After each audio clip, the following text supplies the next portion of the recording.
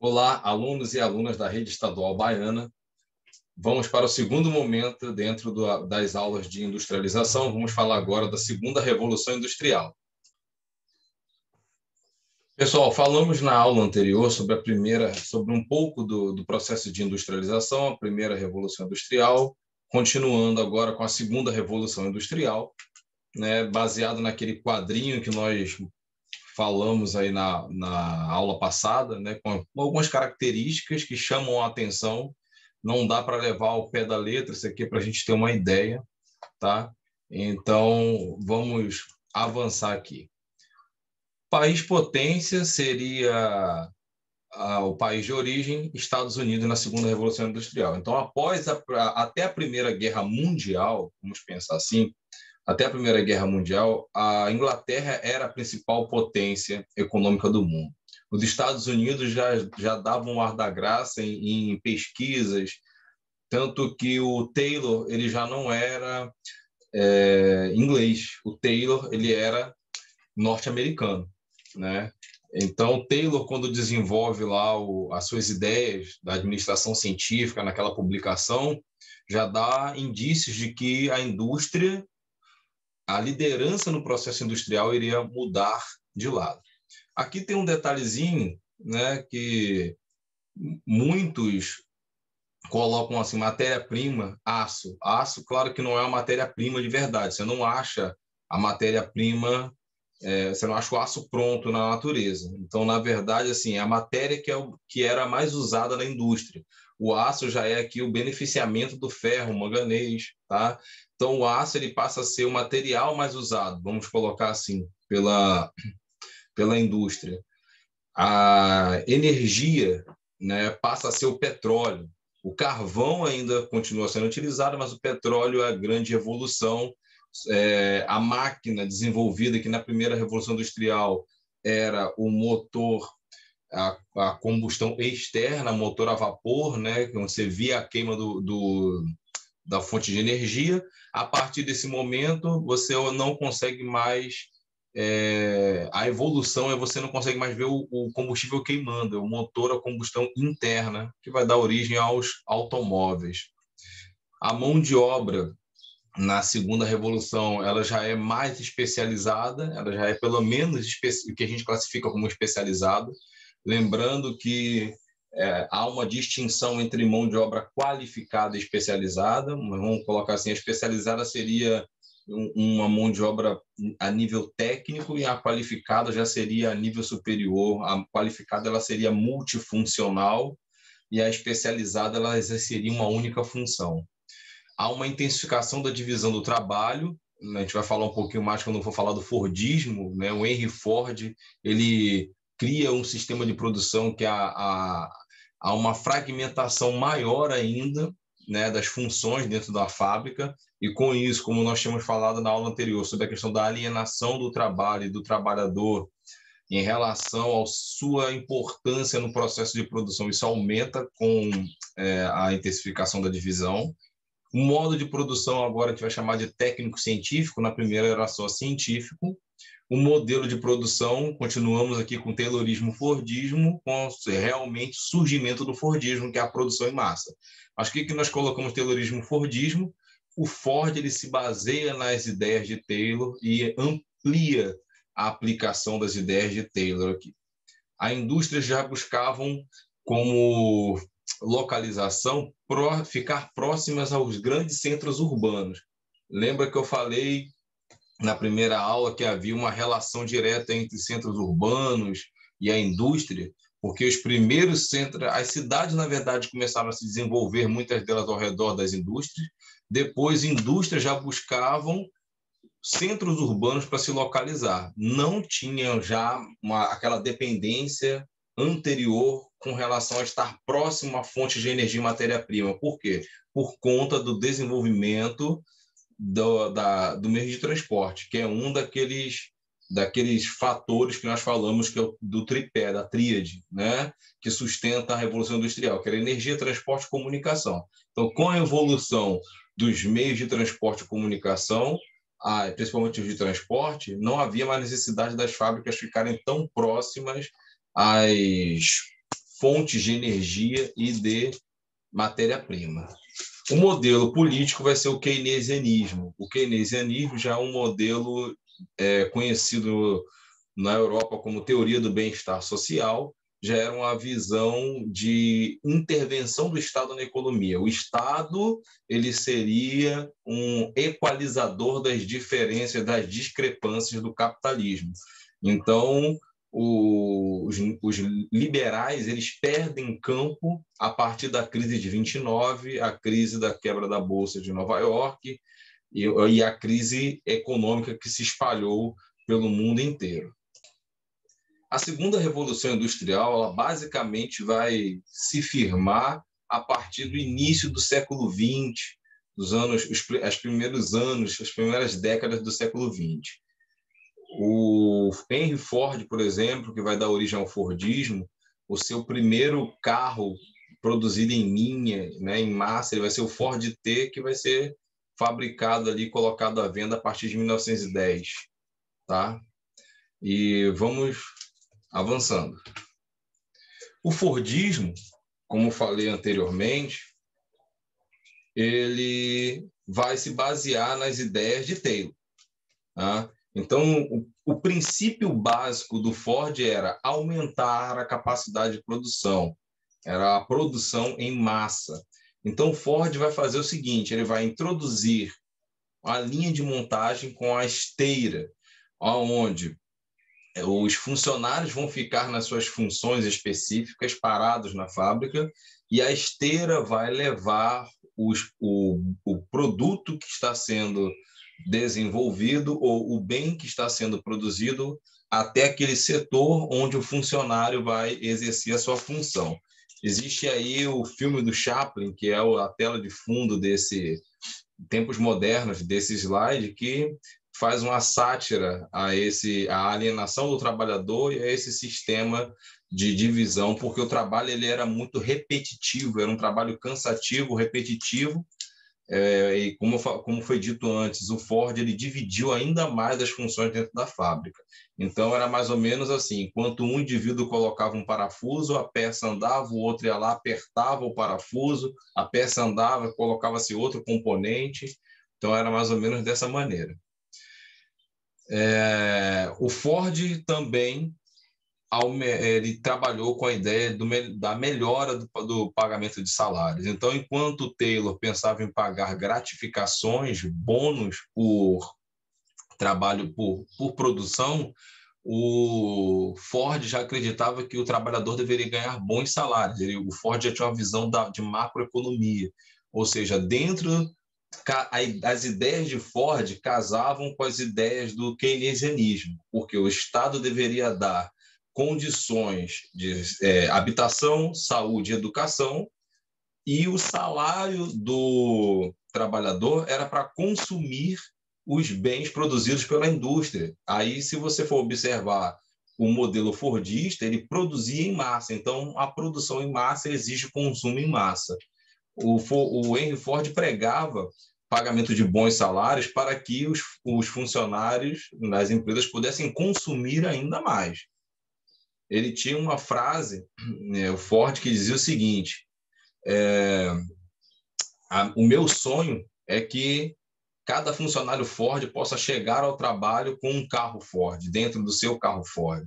O que ele quer dizer com isso? O Henry Ford está sendo bonzinho, ele quer pensar no seu trabalhador chegando confortavelmente para o trabalho? Não, ele está dizendo o seguinte, que se os funcionários têm um bom salário, eles vão ter condições de consumir os produtos. E quanto mais carros vendidos, mais emprego será gerado, né? E mais dinâmica a economia vai se tornar.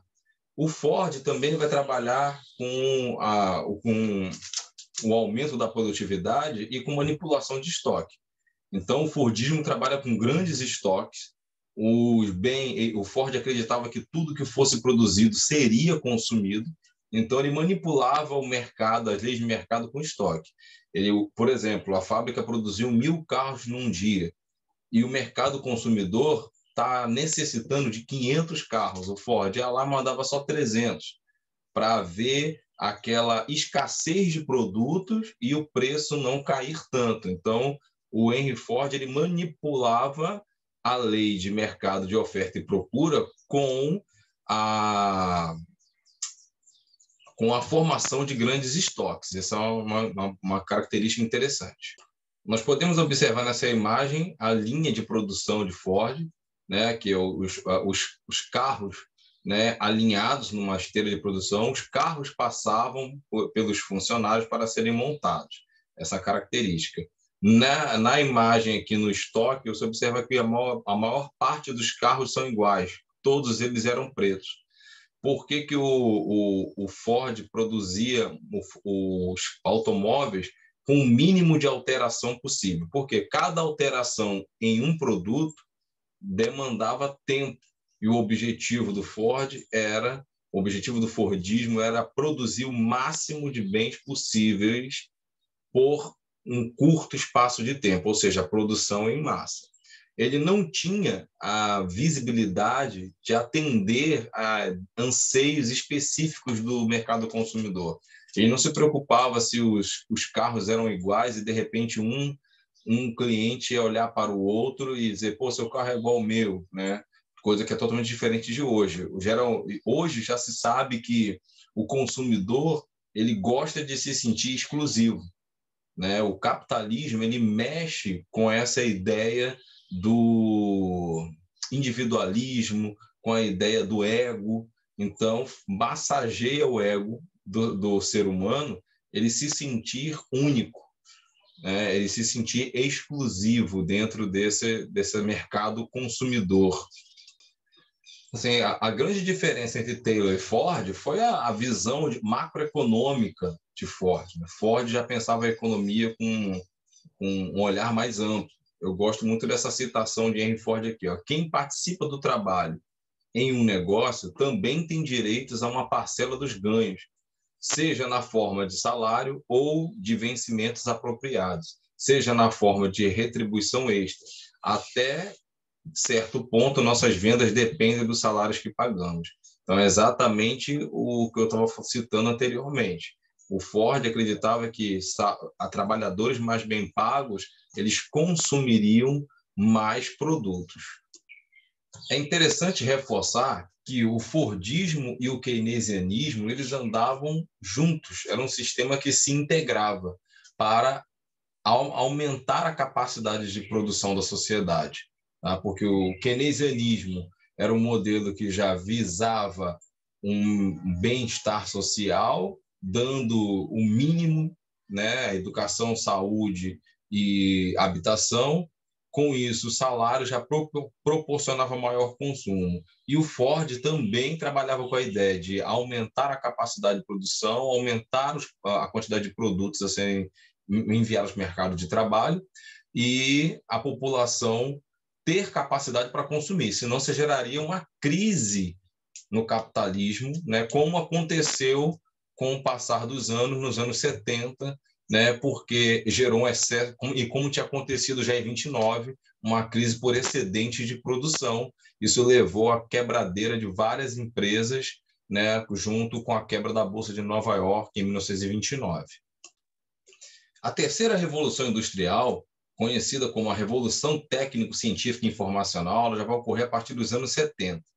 E grandes mudanças vão ocorrer a partir desse momento.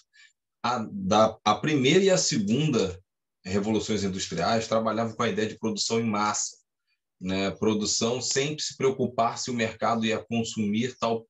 Acreditava-se que tudo que a indústria produzisse, o mercado fosse consumir. A partir dessa terceira revolução industrial, há uma grande mudança no sistema de produção.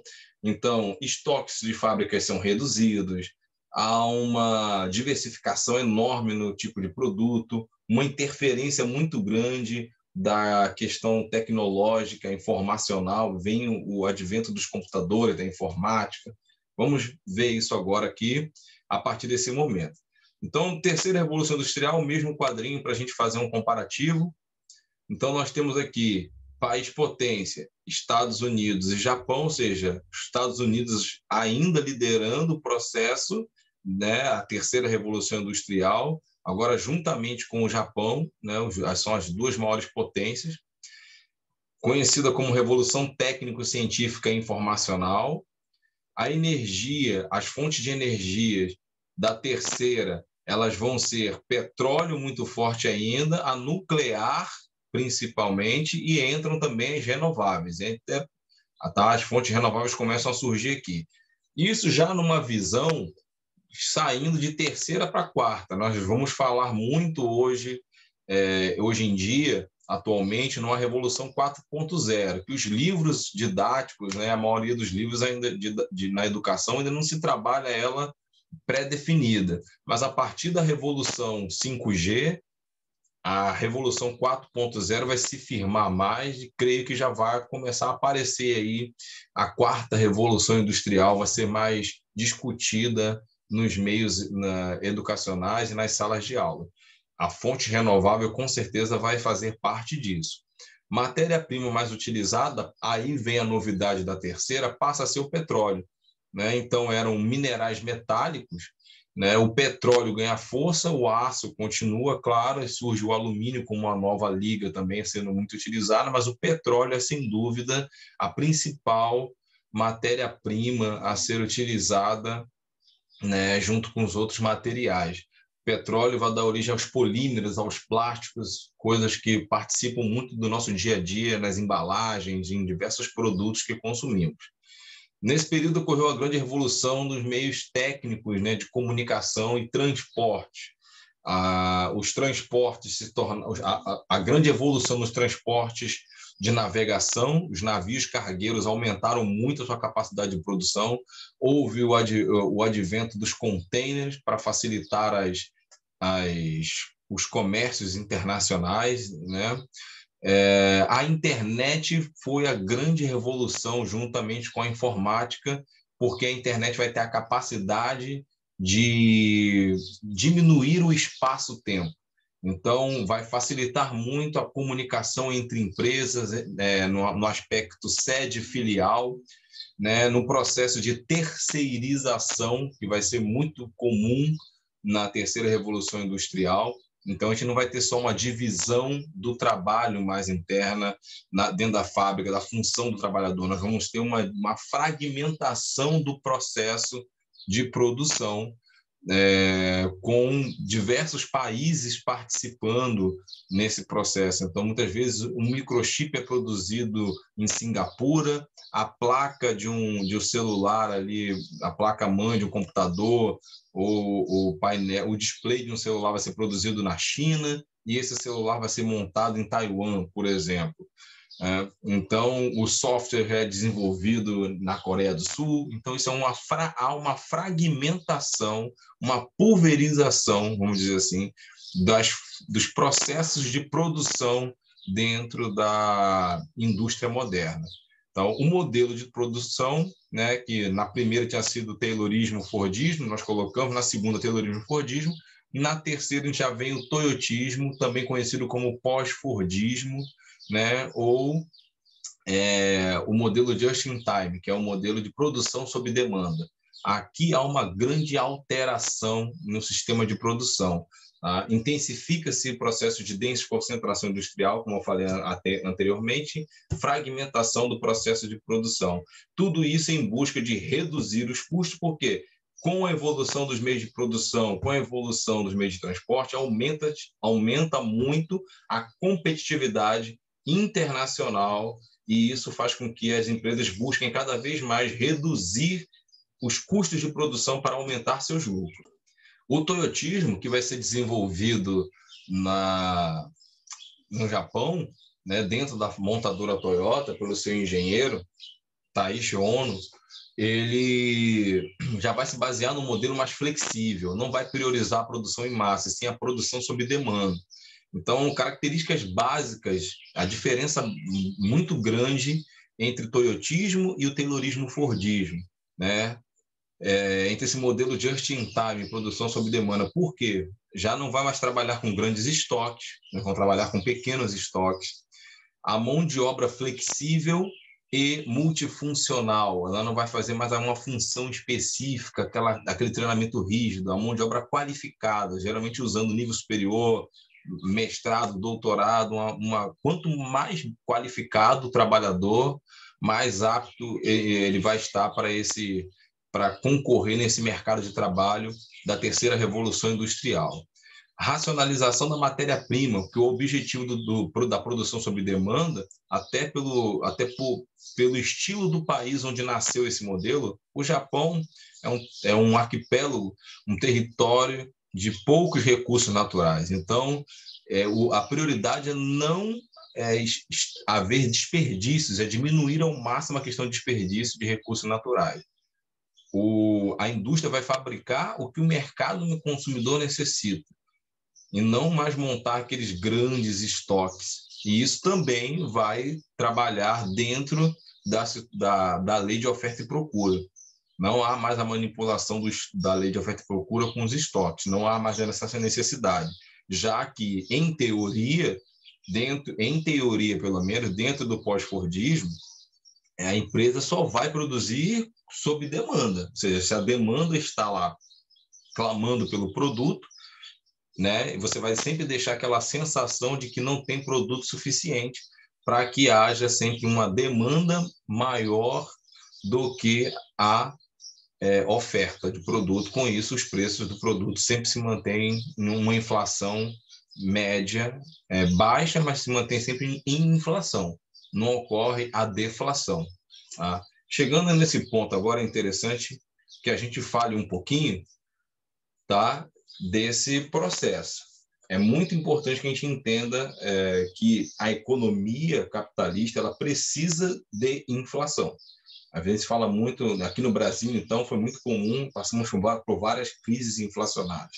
A hiperinflação, a inflação muito alta, ela é negativa para a economia.